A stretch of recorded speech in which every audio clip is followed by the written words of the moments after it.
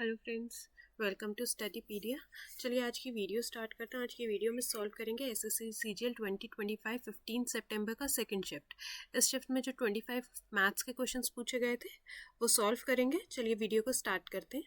Video को and तक ज़रूर देखिएगा। वीडियो अच्छा लगे तो एक सब्सक्राइब ज़रूर करिएगा। देखिए, हमें इसके अंदर बताना है व्हाट इज़ द वैल्यू, मान बताना है। तो 8 3 ज़ा, ठीक है, 0.3, 3 7 ज़ा 21, 2.1, डिवाइड का साइन हटा के मल्टीप्लाई लगाएंगे तो ये क्या हो जाएगा, रेसिप्रोकल हो जाएगा। तो ये हो जाएगा 0.6, ठीक है। 3 7 ज़ा 21, अगेन मतलब ये डेसिमल से डेसिमल कैंसिल कर देते तो 3 2 ज़ा 3 7 ज़ा, और इसको फर्दर सिंप्लीफाई करेंगे तो answer will be 3.5, option number A.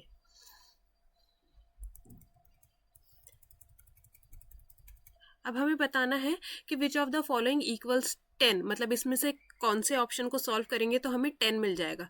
तो देखिए फर्स्ट ऑप्शन में ही फर्स्ट ऑप्शन सॉल्व करेंगे, A square plus B square plus 2ab, ठीक है, और माइनस का 2√21, तो प्लस से माइनस कैंसिल, तो आंसर इज 10।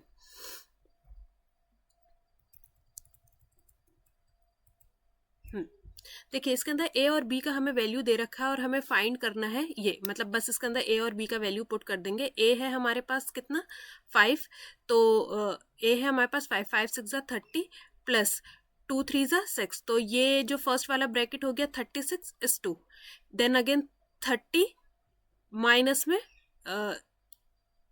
6, तो ये कितना हो गया 24, तो 12 3 ज़ा 36 और 12 2 ज़ा 24, 3:2। देखिए हमसे क्वेश्चन नंबर 54 दे रखा है। देखो पार्टनरशिप का क्वेश्चन है। वो बोलता है ए और बी ने इन्वेस्ट करा है, ए और बी ने इन्वेस्ट करा है 50,000 और 70,000 अपने बिजनेस के अंदर, ठीक है। अगर ये 50,000 और 70,000 इन्होंने इन्वेस्ट करा है तो इनका प्रॉफिट शेयरिंग रेशियो कितना हो गया 5:7, क्योंकि एक साल के लिए पूरा इन्वेस्ट करा है तो मल्टीप्लाई बाय 1 करो या ना करो, बात एक ही है। अब वो कह रहा है after 1 year the total profit is distributed including simple interest. जो उन्होंने अपने साल के एंड में जो लाभ को जो उन्होंने बांटा एक दूसरे के अंदर, उसके अंदर क्या इंक्लूडेड था, सिंपल इंटरेस्ट, साधारण ब्याज, जो कितना है 10% पर एनम ऑन कैपिटल, मतलब जितना उनका कैपिटल था उसका 10% उनको साधारण ब्याज के नाम पे प्रॉफिट में डिस्ट्रीब्यूट किया जाएगा। अब वो कहता है if the total profit including interest is 18,000, अब जो टोटल प्रॉफिट है वो कितना है 18,000, और 18,000 के अंदर ही इनका क्या है, सिंपल इंटरेस्ट भी इंक्लूड हुआ है। तो हमें बताना है ए का शेयर। अब देखो ये जो सिंपल इंटरेस्ट वाली लाइन है, अगर आप इसको इग्नोर कर दो, ठीक है, इसको अगर आप इग्नोर कर दो और सीधा सीधा जो 18,000 है ये किसको 5:7 की रेशियो में डिस्ट्रीब्यूट करके ए का शेयर निकाल दो। ए कितना है 5, ठीक है ना, तो 6 2 ज़ा 12, 6 3 ज़ा 18, 15, ठीक है, तो ए का शेयर कितना आ गया 7500। बस ये जो प्रॉफिट शेयरिंग रेशियो दे रखा है और उसके अंदर जो ये सिंपल इंटरेस्ट है, देखो अगर आप इसको कैलकुलेट भी करो तब भी आपका आंसर यही आएगा, और आप इसको इग्नोर भी करो तो भी आपका आंसर यही आएगा। देखो कैसे, अगर आप जैसे ए को 10% के अकॉर्डिंग सिंपल इंटरेस्ट मिला, मतलब सिंपल इंटरेस्ट मिला, साधारण ब्याज मिला, तो देखो उसका जो प्रॉफिट हुआ वो कितना बना 5,000, ठीक है ना, 50,000 का 10% कितना हुआ 5,000, और बी को कितना मिला 7,000, इतना ही इतना बांटा। अब अगर मैं इसको फर्दर सिंप्लीफाई कर दूं तो ये जो आपने सिंपल इंटरेस्ट बांटा ये भी किस रेशियो में बांटा, प्रॉफिट शेयरिंग रेशियो में। अगर आप सिंपल इंटरेस्ट कैलकुलेट करते हो तो बस इसके अंदर यही है कि टाइम वेस्ट होगा, बस इसको थोड़ा सा आपको चैलेंजिंग दिखाने के लिए उन्होंने उसके अंदर सिंपल इंटरेस्ट मेंशन कर दिया, बट इसे कैलकुलेट करने का कोई भी नीड नहीं है, आप इसे डायरेक्ट ही कैलकुलेट करो तो आपका आंसर आ जाएगा 7500। नेक्स्ट क्वेश्चन देखते हैं। अब देखो ये स्टार्ट करने से पहले आपको 25 का डिविजिबिलिटी रूल पता होना चाहिए। कोई भी नंबर है 2 डिजिट 3 डिजिट 4 डिजिट, अगर उसके एंड में 00 है, 25 50 और 75, इन चारों में से कोई भी नंबर है मतलब उसके एंड डिजिट्स पे, तो वो नंबर क्या है 25 से डिविजिबल है। अब हमसे पूछा गया है what is the average of all numbers between 1000 to 1300। अब 1000 से 1300 के बीच में उन सभी नंबर का हमें एवरेज बताना है जो कि है 25 से डिविजिबल। तो 1000 के बाद जो पहला नंबर है वो कौन सा होगा, जो 25 से डिविजिबल है, 1025, ठीक है। और लास्ट नंबर कौन सा होगा, 1275, ठीक है। इसको क्या करना है, हमें 2 से डिवाइड कर देना है, ठीक है ना। समझ में आया कैसे आया, 1275 इसका लास्ट नंबर होगा। तो देखिए इन दोनों को आप प्लस कर दो, कितना आ जाएगा, इन दोनों को प्लस करके आएगा 2300, इसको 2 से डिवाइड कर दो तो 1150। बस आपको इसके अंदर 25 का डिविजिबिलिटी रूल पता होना चाहिए था। चलिए नेक्स्ट क्वेश्चन देखते हैं। क्वेश्चन किसका है, हमारे पास एवरेज का है। वो कह रहा है 5 कॉन्जिक्यूटिव इवन नंबर है। कॉन्जिक्यूटिव मतलब क्या होता है, एक के बाद एक जो संख्याएं आती हैं क्रमागत, ठीक है ना। तो हमारे पास 5 इवन नंबर्स हैं, x1, x2, x3, x4, x5। हम मान लेते हैं कि जो इवन नंबर है उसका एवरेज कितना है, x। ये हमने क्या माना है, एवरेज, औसत, ठीक है, इवन नंबर्स का। और हमारे पास 4 कैसी हैं, ऑड नंबर्स हैं। तो जो ऑड नंबर्स हैं हम मान लेते हैं उसका एवरेज कितना है, y यूनिट। वो कहता है the average of even number is 5 more than the average of odd number. वो कह रहा है जो एवरेज है इवन नंबर का वो 5 यूनिट ज्यादा है किससे, ऑड नंबर से। अगर मैं ऑड नंबर के अंदर 5 ऐड कर दूं तो अब दोनों के एवरेज क्या हो गए, इक्वल हो गए। ये मैंने एक स्टेटमेंट आपके लिए बना दी। अब वो कहता है if the sum of even number. अब देखो सम ऑफ नंबर्स कैसे निकालते हैं, number of terms multiply by average, ठीक है। Number of terms multiply by average, तो हमें क्या मिल जाता है, सम मिल जाता है। तो इवन नंबर का सम कितना हुआ, 5x, और ऑड नंबर का सम कितना हुआ, 4y, ठीक है। अभी मैंने सिर्फ सम लिखा है ये। वो कह रहा है the sum of even number is 30 more than the sum of odd number. अगर मुझे इन दोनों को इक्वल करना है तो ऑड नंबर में मुझे क्या ऐड करना पड़ेगा, 30, क्योंकि इवन का जो सम है, इवन नंबर्स का जो सम है वो 30 ज्यादा है, तो मैंने 30 ऑड नंबर्स में भी ऐड कर दिया, तो अब दोनों क्या हो गए, इक्वल हो गए। तो हमसे क्या पूछा गया है, find the average of odd numbers. तो हमसे बेसिकली ये जो y का वैल्यू है ये पूछा है, तो ये हम बता देंगे। तो देखो ये हमने इक्वेशन 1 बना दी थी, ये इक्वेशन 2, जो हमारे पास x का वैल्यू है ये हम इक्वेशन नंबर 2 में पुट कर देते हैं, सॉल्व करते हैं। तो ये हो गया 5y plus 5 is equals to में 4y प्लस में 30, तो 5y प्लस का 25 इज इक्वल्स टू में 4y इज इक्वल्स टू में 30। तो हमारे पास y का वैल्यू कितना आ गया, 5 यूनिट। यही हमसे पूछा था, बस इक्वेशन बनाना था और इजीली सॉल्व हो गया। चलिए क्वेश्चन देखते हैं। परसेंटेज है 350 का 80%, माइनस में 0 है, 100 है, ठीक है। 37 1/2, इसका फ्रैक्शन कितना होता है, 3/8। तो 160 का 3/8 प्लस 500 का 11%, कैलकुलेट कर देते हैं। ये जाएगा 55 प्लस में 8 2 तो ये हो गया 60, माइनस में अब ये 350 35 8 280, ठीक है। ये इन दोनों का क्या आ जाएगा, ये -5, तो 280 - 5 275, ऑप्शन नंबर सेकेंड। चलिए क्वेश्चन स्टार्ट करते हैं। देखिए अभी मैं पहले क्वेश्चन आपके सामने पढ़ देती हूँ। अमन को एक स्टार्टअप के लिए कितने 30,000 रुपये चाहिए थे, ठीक है। अमन को एक स्टार्टअप स्टार्ट करने के लिए 30,000 रुपये चाहिए थे। तो उसने ये जो अमाउंट था ये प्राइवेट लैंडर से लिया। एक ने दिया उसे 9% सिंपल इंटरेस्ट पे, तो 9% सिंपल इंटरेस्ट पे मान लेते हैं अमन ने x रुपीज़ बोरो करे। और दूसरे से बी लैंडर से लिया, उसने कितना दिया 6% पर एनम पे, तो 30,000 माइनस एक्स, ऐसा मान लेते हैं हम कि 9% पे जो दे रहा था उससे उसने एक्स लिया अमाउंट और दूसरे वाले से इतना लिया। अब वो कहता है अमन ने जो दोनों लोन थे उन्हें 4 साल तक रखा, ठीक है। फिर उसके बाद एंड में उसने 4 साल के बाद एक मतलब पूरा अपना अमाउंट सेटल करा, जिसका जो टोटल इंटरेस्ट बना वो बना 9,600 रुपये। आफ्टर प्रिपेयरिंग अ बुक, जब अपने उसने बुक्स चेक करी तो उसको समझ में आया कि जो उसके प्रिंसिपल्स थे वो क्या हो गए, इंटरचेंज हो गए। मतलब जहाँ पे उसने एक्स के साथ परसेंट मतलब इंटरेस्ट परसेंट लगाना था एक्स के साथ 9%, तो एक्स के साथ 6 लग गया, इसके साथ 6 लगना था तो इसके साथ 9 लग गया, ठीक है। तो वो कह रहा है इफ हिज 4 ईयर इंटरेस्ट, अगर his 4 year interest outgo would have been 1200 less than what he actually paid। अगर गलती नहीं होती तो जो उसका इंटरेस्ट है वो कितना होता, 1200 रुपये कम होता। तो मतलब जो उनका एक्चुअल वो बनना था इंटरेस्ट, जो एक्चुअल इंटरेस्ट बनना था उसमें से अगर मैं 9,600 कम कर दूं तो इंटरेस्ट उनका कितना एक्सेस आया है, जो उनके डिफरेंस आया है इंटरेस्ट का, वो कितना आया है 1,200 रुपये। ठीक है, तो वो कहता है कि हमें बताना है कि जितना उसने 9% पर एनम के ऊपर बोरो करा था, मतलब बेसिकली हमें एक्स का वैल्यू बताना है कि उसने 9% जो बोरो करा था वो कितने का करा था। अब देखो इन दोनों के बीच का भी कुछ डिफरेंस होगा, डिफरेंस इन प्रिंसिपल्स होगा कुछ, कि मतलब इससे एक्स लिया है, इससे कुछ लिया है, तो इन दोनों के बीच का कुछ डिफरेंस तो होगा।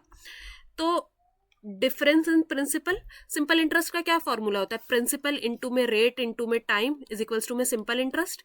अब देखो प्रिंसिपल हम कौन सा लेंगे, जो इन दोनों के बीच का डिफरेंस होगा, इंटू में रेट, रेट भी कौन सा लगेगा, जो इन दोनों के बीच का क्या होगा, डिफरेंस होगा। तो इन दोनों के बीच का डिफरेंस कितना है, 3%।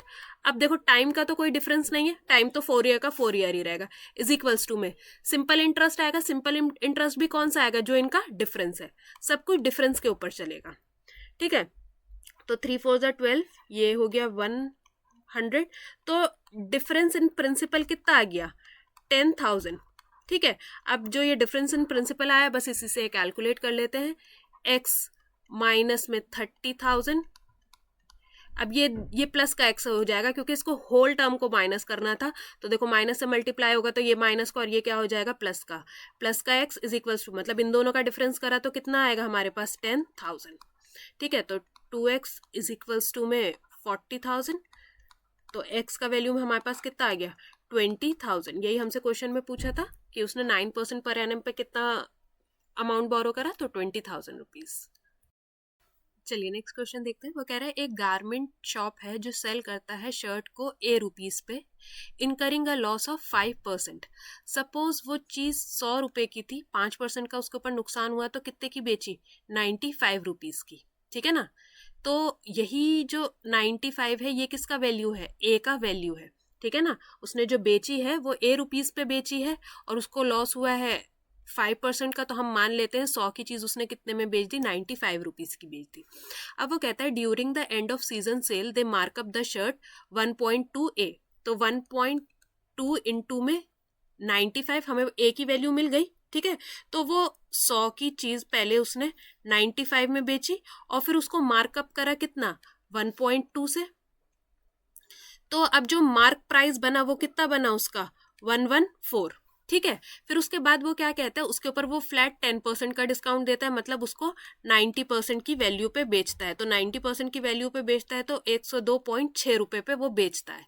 तो बस हमसे पूछा गया है प्रॉफिट हुआ है या लॉस हुआ है ये बताना है। अब 100 की चीज उसने कितने में बेची, 102 में, तो प्रॉफिट हुआ है कितने का, 2.6% का। चलिए क्वेश्चन देखते हैं। वो कह रहा है एक शॉपकीपर मार्क करता है एक आइटम को 50% above the cost price. Suppose उसका कॉस्ट प्राइस था 100 रुपये, तो उसका जो मार्क प्राइस बनाता है वो बनाता है 150, ये अंकित मूल्य है उसका।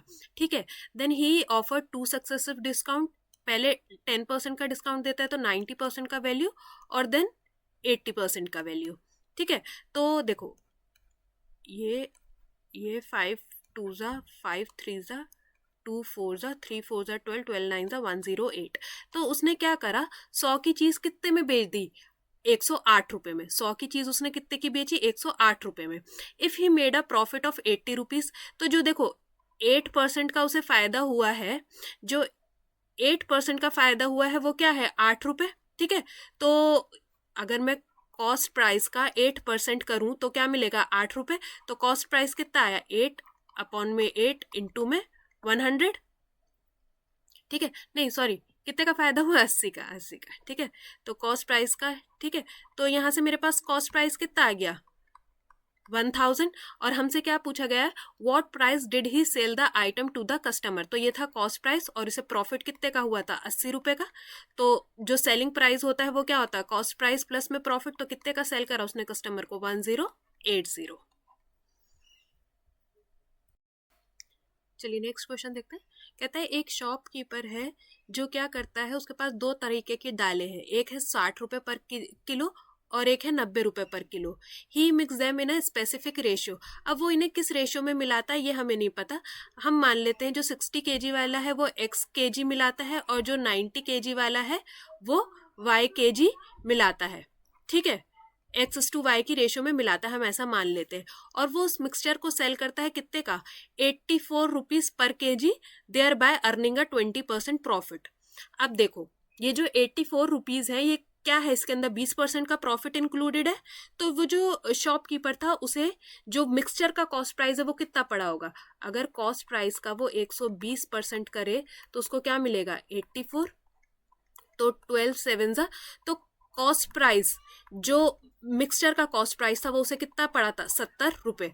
ठीक है, अब हमसे क्या बताना है कि उसने जो दालें हैं वो किस रेशियो में मिक्स करी थी, ये एक्स और वाई का हमें उसका वैल्यू बताना है। तो बता देते हैं, 60x प्लस में 90y अपॉन में x plus y is equals to में 70, तो 60x प्लस में 90y इज इक्वल्स टू में 70x प्लस में 70y, तो ये हो जाएगा 10x इज इक्वल्स टू में 20y। तो x और y का रेशियो कितना हो गया, x इज टू में y, x का रेशियो आ गया 2 और y का रेशियो कितना हो गया 1, x इज टू y कितना हो गया 2:1, उसे 2:1 की रेशियो में उसने मिक्स करा था। चलिए नेक्स्ट क्वेश्चन देखते हैं। वो कह रहा है A is 3 times more efficient worker than B. अब देखो इनकी एफिशिएंसी का हमें रेशियो दे रखा है ए इज टू बी। ए क्या है, 3 गुना ज़्यादा एफिशिएंट है, तो ए की एफिशिएंसी हो गई 3 और बी की एफिशिएंसी हो गई 1। तो अगर हमें एफिशिएंसी का रेशियो दे रखा है तो टाइम का रेशियो क्या होता है, बिल्कुल इसका ऑपोजिट होता है। तो टाइम का रेशियो कितना हो जाएगा, 1:3। इतना समझ में आ गया। तो वो कहता है which allows A to complete a job in 60 days less than B. मतलब ए और बी की जो काम करने के दिन है उनके बीच का डिफरेंस कितना है, 60 डेज, और यहाँ पे कितना दे रखा है 2 यूनिट। तो 2 यूनिट का मतलब कितना हो गया 60, और 1 यूनिट का मतलब कितना हो गया 30। तो ए एक काम को क्या करता है 30 दिन में, और बी एक काम को कितने दिन में करता है 90 दिन में। ठीक है ना, समझ में आया। ये जो 30 था इसको मल्टीप्लाई करा 31 सा और ये 33 सा, तो इनका टोटल वर्क कितना हो गया 90। तो 3:1 इनका एफिशिएंसी आ गया। अब वो कहता है इफ दे वर्क टुगेदर, तो दोनों अगर मिल के काम करेंगे तो एक काम को कितने दिन में पूरा कर देंगे। तो ये हो जाएगा 4 2 8, 4 2 8.5, 22.5 डेज में वो दोनों काम को कंप्लीट कर देंगे। नेक्स्ट क्वेश्चन देखते हैं। वो देखो एक साइकिलिस्ट है जो एक डिस्टेंस को कवर करना है उसे 80 किलोमीटर। जब उसने 4 घंटा 48 मिनट क्या करा, साइकिलिंग करी, मतलब 4.8 आवर्स उसने कॉन्टिन्यूसली जब साइकिलिंग करी, तो उसको पता चला उसने कितना डिस्टेंस कंप्लीट कर लिया है 4/5। तो 80 का 4/5 कितना हुआ, 5 1 जा 5 और 5 6 जा 30। तो मैं इसको मल्टीप्लाई नहीं करती, 16 × 4 ये उसने डिस्टेंस कवर करा।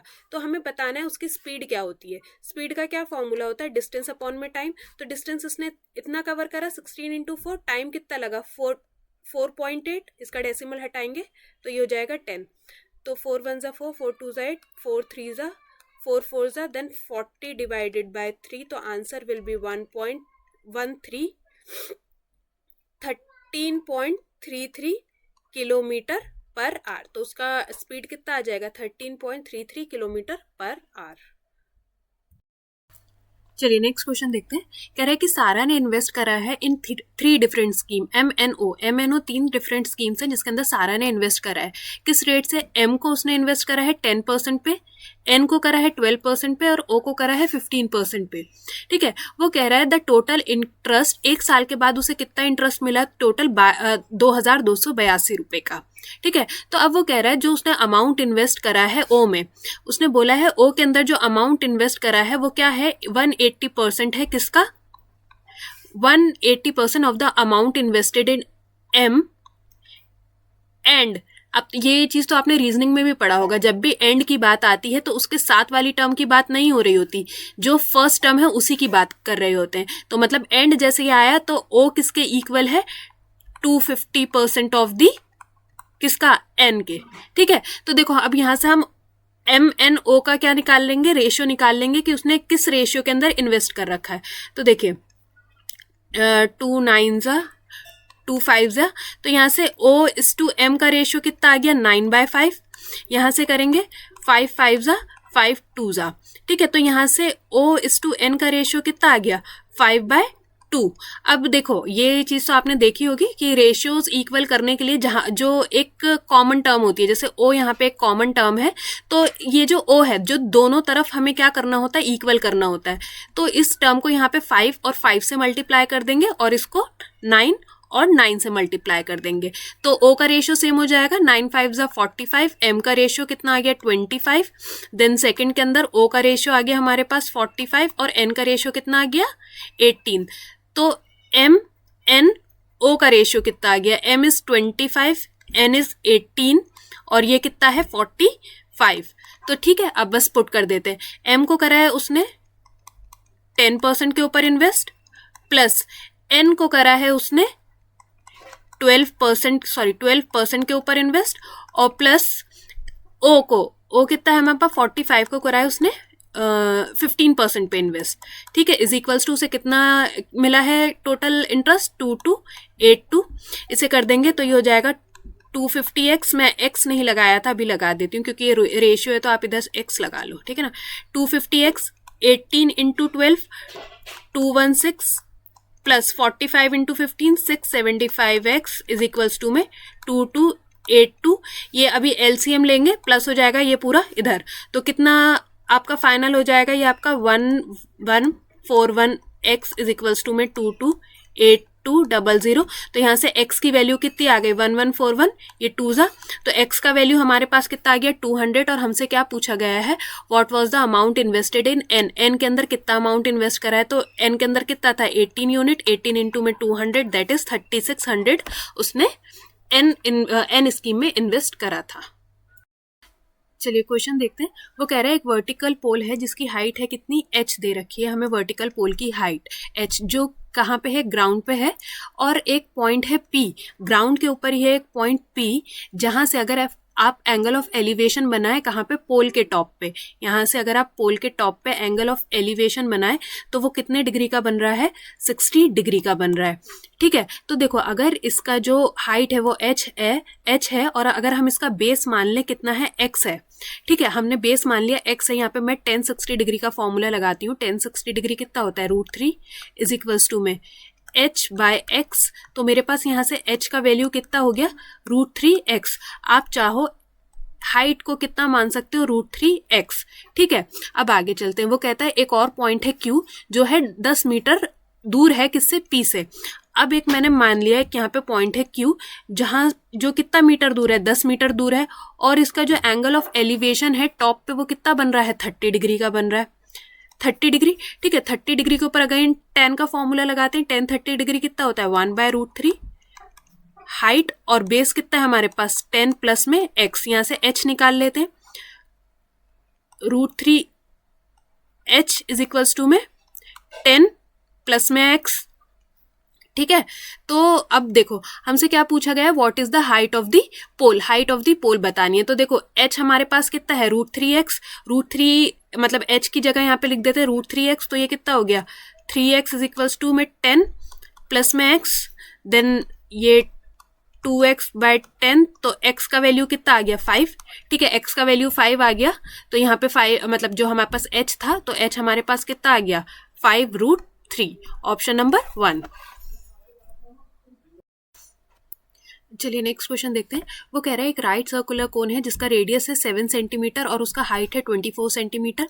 देखिए एक राइट सर्कुलर अगर मैं कोन बनाऊं, इसका रेडियस उसने दे रखा है 7 सेंटीमीटर, हाइट दे रखी है 24 सेंटीमीटर, तो स्लांट हाइट कितना आ जाएगा 25, ट्रिपलेट होता है 7 24 25। ठीक है, वो कह रहा है एक स्फेयर है जो इसके अंदर रखा गया है। अब देखिए एक स्फेयर है जो इसके अंदर रखा गया है, ऐसे जो टच करता है उसका बेस, देखिए इसका बेस टच कर रहा है, और स्लांटेड सरफेस एरिया जो स्लांट हाइट का जो सरफेस एरिया है वो टच कर रहा है। हमसे पूछा गया है find the radius of the inscribed sphere, sphere का जो रेडियस होगा वो हमें बताना है। तो देखिए इसका डायरेक्ट फॉर्मूला होता है r इज इक्वल्स टू में r multiply by h, r plus में l, l क्या होता है स्लांट हाइट, और हाइट तो हमें दे रखी है, तो r कितना है 7 इंटू में h 24 अपॉन में 7 प्लस में 25, तो कितना हो गया 24 7 ज़ा 168, 25 प्लस 7 32, 8 4 ज़ा 8 टू ज़ा, देन हमारा रेडियस कितना हो जाएगा 5.25 सेंटीमीटर। बस ये इसके अंदर डायरेक्ट फॉर्मूला लगता है, जब किसी भी कोन के अंदर क्या रखा जाए, एक स्फेयर रखा जाए, तो उसका मैक्सिमम रेडियस कितना होता है, R multiply by H, R plus L. चलिए नेक्स्ट क्वेश्चन देखते हैं। देखिए पैरामीटर दे रखा है रेगुलर ऑक्टागन का, कितना दे रखा है 8 सेंटीमीटर। अब देखिए ऑक्टागन नाम से ही पता चल रहा है जिसकी कितनी साइड्स है, 8 साइड्स है। अगर 8 साइड्स का पैरामीटर है 80, तो वन साइड का लेंथ कितना हो गया 10 सेंटीमीटर। चलिए नेक्स्ट क्वेश्चन देखते हैं। वो कह रहा है एक सर्कुलर व्हील है जिसे 8 इक्वल सेक्टर्स में डिवाइड करा गया है, और जो एक सेक्टर है उसका एरिया कितना है 45 सेंटीमीटर स्क्वायर, और हमसे पूछा गया है रेडियस ऑफ अ व्हील।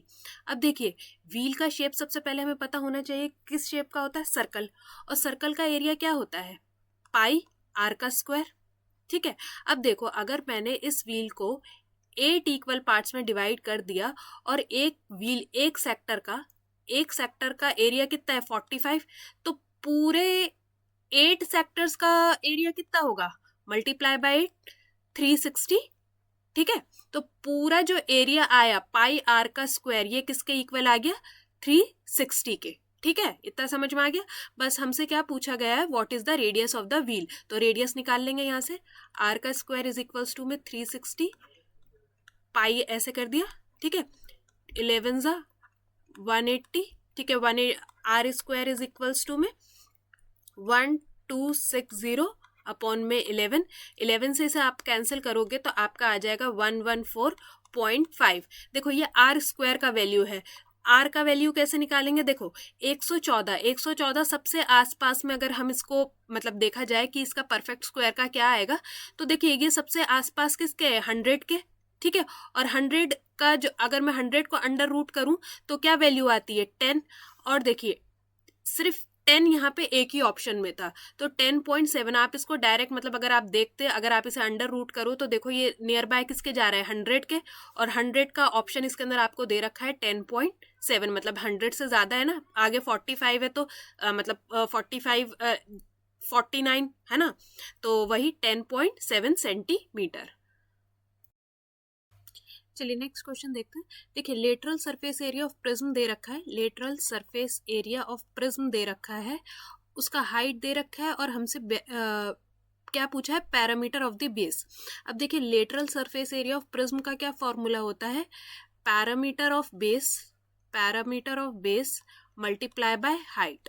ठीक है, तो हमसे पैरामीटर ऑफ बेस पूछा है, हाइट दे रखी है और लेटरल सरफेस एरिया दे रखा है, तो फाइंड कर लेते हैं पैरामीटर कितना होगा, पैरामीटर ऑफ बेस, और हाइट कितनी दे रखी है हमें 8, तो 8 3 ज़ा, तो पैरामीटर ऑफ बेस कितना हो गया 30 सेंटीमीटर। चलिए क्वेश्चन देखते हैं। देखिए बस सॉल्व करना है हमें, एक्स और वाई का इसके अंदर वैल्यू निकालना है। वाई मतलब दोनों टर्म्स में वाई इक्वल दे रखा है, मतलब वाई का वैल्यू यहाँ भी दे रखा है, यहाँ पे भी वाई का वैल्यू दे रखा है, तो 2x + 1 इज इक्वल्स टू में -x + 4, तो ये कितना हो जाएगा 3x इज इक्वल्स टू में 3, तो x का वैल्यू यहाँ से कितना आ गया 1। ठीक है, x का वैल्यू अगर 1 आ गया यहाँ पे पुट कर देते हैं तो ये कितना हो जाएगा 2 + 1, तो y का वैल्यू कितना आ गया 3, तो पॉइंट्स कितने आ गए 1 और 3, ऑप्शन नंबर 1। चलिए सिंप्लीफिकेशन का क्वेश्चन है, देखते हैं। देखिए 98 को अगर आप सिंप्लीफाई करोगे तो ये हो जाएगा 7√2, माइनस में ये हो जाएगा 4√2, और ये हो जाएगा प्लस में 5√2। ठीक है, तो 7 और यहाँ पे देखो 7 बचेगा, माइनस और प्लस में 1√2, तो ये टोटल कितना बचेगा 8√2। नेक्स्ट क्वेश्चन देखते हैं। देखिए वो कह रहा है दो सर्कल हैं जो टच कर रहे हैं इंटरनली, अगर दो सर्कल आपस में इंटरनली टच करेंगे तो वो पूछ रहा how many common tangents do they have, तो उनकी कॉमन टेंजेंट कितनी होंगी, तो देखो जब दो सर्कल आपस में टच कर रहे हैं तो सिर्फ उनकी एक कॉमन टेंजेंट होगी। चलिए क्वेश्चन देखते हैं। वो बोल रहे हैं दो कॉर्ड है ए बी और सी डी, दो जीवाएं हैं ए बी और सी डी, और इनकी लेंथ कैसी है इक्वल है लेंथ, और क्या कह रहा है उसका जो डिस्टेंस है कहाँ से है सेंटर से कॉर्ड तक का डिस्टेंस वो कितना है 10 सेंटीमीटर। देखिए सेंटर से कॉर्ड बना दी है मैंने, एक जीवा ए बी है जिसका सेंटर से कॉर्ड का डिस्टेंस कितना है 10 सेंटीमीटर। अब देखिए अगर मैं सेंटर से कॉर्ड के ऊपर परपेंडिकुलर बनाती हूँ, लंबवत बनाती हूँ, तो वो जो कॉर्ड होती है उसे 2 इक्वल पार्ट में डिवाइड करती है, पता है आपको। तो अगर ये पार्ट x है तो ये पार्ट भी क्या होगा, x होगा। और जो रेडियस है सर्कल का वो कितना दे रखा है, 26 सेंटीमीटर। हमसे क्या पूछा गया है, लेंथ ऑफ ए बी। अब जो दूसरी सी डी है वो ऑब्वियसली दूसरी साइड होगी और उसका भी मतलब सेंटर से जो डिस्टेंस होगा वो कितना है, 26 सेंटीमीटर, सॉरी 10 सेंटीमीटर। तो चलिए हमसे ए बी का लेंथ पूछा है तो पता कर लेते हैं। तो हाइपोटेनियस क्या है हमारी 26, तो ये कितना हो गया 676 इज इक्वल्स टू में 100 प्लस में एक्स का स्क्वायर, तो ये हो गया 576 इज इक्वल्स टू में एक्स का स्क्वायर। तो 576 किसका स्क्वायर होता है, एक्स का वैल्यू आ गया हमारे पास 24, और हमसे पूरा ए बी का लेंथ पूछा गया तो एक पार्ट 24 है, दूसरा भी 24 मल्टीप्लाई बाय 2, तो आंसर इज 48 सेंटीमीटर। चलिए नेक्स्ट क्वेश्चन देखते हैं। वो कह रहा है एक sector of a circle with radius 6 centimetre, उसका सेंट्रल एंगल कितना दे रखा है, 60 डिग्री। हमसे पूछा जा रहा है what is the area of corresponding segment. देखिए मैं बना के दिखाती हूँ। ये एक सेगमेंट है, समझ लो ओ ए बी, ठीक है। तो यहाँ पे एक क्या है, ये एक लाइन सेगमेंट, एक कॉर्ड ड्रॉ कर दी गई है और हमसे पूछा जा रहा है कि what is the area of corresponding segment. ये जो सेगमेंट है इसका हमें क्या बताना है, एरिया बताना है। अब देखिए अगर ये क्या है 60 डिग्री का है, ठीक है, इसका जो सेंट्रल एंगल 60 डिग्री का है, ये दोनों आपस में क्या है, रेडियस है। अगर ये दोनों रेडियस है तो इन दोनों की ये साइड्स भी क्या होती हैं, इक्वल होती हैं। तो ये एक तरीके से क्या हो गया, इक्विलेटरल ट्राइंगल। तो इसका एरिया कैसे निकलेगा, ये पूरे सेक्टर का एरिया, सेक्टर का एरिया क्या होता है, theta by 360 degree multiply by pi, और आर कितना है, आर का स्क्वायर, माइनस में इक्विलेटरल ट्राइंगल का फॉर्मूला क्या होता है, √3/4 ए स्क्वायर। ए कितना है हमारे पास 6 इंटू में 6, ठीक है। तो 6 1 जा 6 6 जा, तो ये हो गया 6 पाई माइनस में 2 3 देन 2 और 3, तो ये कितना हो गया 9√3, ठीक है। तो आंसर कितना हो जाएगा हमारा 6 पाई माइनस में 9√3। चलिए नेक्स्ट क्वेश्चन देखते हैं। देखिए इसको हमें किस में कन्वर्ट करना है, फ्रैक्शन में करना है। देखिए ये है नॉन टर्मिनेटिंग रिपीटिंग डेसिमल वाला, ठीक है। तो अब देखो इसको एग्जाम में कैसे सॉल्व करेंगे। ऊपर जो देखो न्यूमरेटर में आप क्या लोगे, जो रिपीट हो रहा है, देखो 1 to 12 मतलब 12 रिपीट हो रहा है ना, सिर्फ 12 देन 12 12। अगर ये 1 2 3 1 2 3 1 2 3 या 1 2 4 1 2 4 1 2 4 होता, मतलब जो भी चीज रिपीट हो रही है वो आप लिखोगे। जैसे 12 ही रिपीट होता जा रहा है, अपॉन में जैसे 12 है, 12 क्या है, दो डिजिट है तो 99, ठीक है। तो 3 4 जा 12, 3 3 जा 9। अगर सपोज तो आंसर इज 4/33। सपोज यहाँ पे कुछ और होता 0 1 2 5 1 2 5 1 2 5, तो आप इसे कैसे करते, जो टर्म रिपीट हो रहा है 1 to 5 अपॉन में मतलब जितने डिजिट रिपीट हो रहा है 9 9 9, तो ऐसे करते, ठीक है। समझ में आया। तो क्या रिपीट हो रहा था 12 और कितनी बार है, कितने डिजिट्स हैं, 2 99। सो ठीक है। तो आज की वीडियो में हमने पूरे 25 क्वेश्चन सॉल्व कर लिए हैं। होप इस वीडियो ने आपके जितने डाउट्स थे सब क्लियर कर दिए होंगे। अगर वीडियो अच्छा लगा हो तो एक सब्सक्राइब जरूर करिएगा, और अगर आपको लगता है किसी आपके फ्रेंड और फैमिली के लिए हेल्पफुल है, please do share the video. मिलते हैं नेक्स्ट वीडियो में।